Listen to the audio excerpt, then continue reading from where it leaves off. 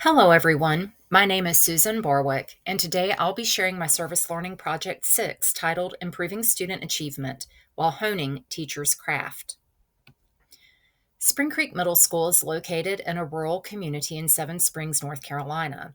The school serves grades 5 through 8 and opened in 2015, bringing together students who had previously been divided between the elementary and high schools. Our school is rich in diversity. About 67% of students are Hispanic, 19% are white, 12% are Black or African American, and the remaining students identify as Asian or two or more races. In addition, about 19% of our students are English language learners, 8% are exceptional children, and 3% have 504 plans. We also have around 11% of students identified as academically or intellectually gifted. The staff includes 21 content area teachers, 7 elective teachers, and a variety of support staff who keep our school running smoothly. Upon reviewing our end of grade data, it was clear that while students were making steady gains, reading proficiency lagged significantly behind math and science. That became the central focus of this project, improving reading achievement across the content areas. I met with teachers to analyze student performance data and to identify specific gaps. Together, we selected high impact instructional strategies that could directly target reading skills. Next, we established a peer observation schedule so teachers could see these strategies modeled in classrooms. This project is grounded in research on effective professional learning. Jim Knight reminds us that while explanation can introduce practices to teachers, they truly need to see those practices in action before they can implement them fluently.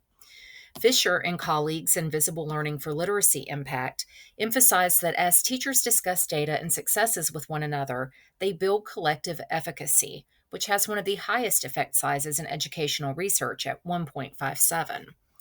Finally, Elena Aguilar's work on instructional rounds highlights how powerful it is when teachers visit each other's classrooms to focus on what students are saying, doing, and learning. These ideas collectively informed the structure of this project.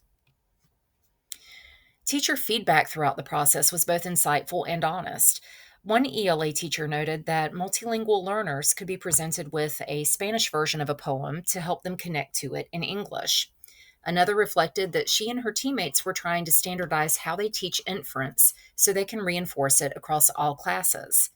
Of course, there were also challenges. Some teachers expressed frustration that data can't always capture motivation or effort, and that behavior sometimes masks true academic growth. These comments were important because they helped shape how we approached the work with understanding and realism. The overall goal of this project was to improve reading proficiency school-wide while strengthening collective teacher efficacy. We used multiple data points, end of grade results, beginning of year STAR screening data, and check-in assessments in both reading and science. 11 teachers participated, 7 from ELA and 4 from science. Each grade level had one structured data analysis session. Science teachers requested an additional collaborative meeting to connect literacy strategies with their content, and this will be scheduled soon. Half-day planning sessions were scheduled for grade levels. This allowed teams to dig into their check-in data and plan instruction that directly responded to student needs. Science teachers expressed enthusiasm for partnering with ELA colleagues. Many shared that they had never been formally trained in reading instruction, so learning how to approach scientific texts in the way that ELA teachers approach teaching informational texts was eye-opening. Through this service learning project, we saw how purposeful collaboration and peer observation can strengthen both teacher practice, and student achievement. When teachers engage in collective reflection and share strategies, everyone grows: teachers, students, and the school community as a whole.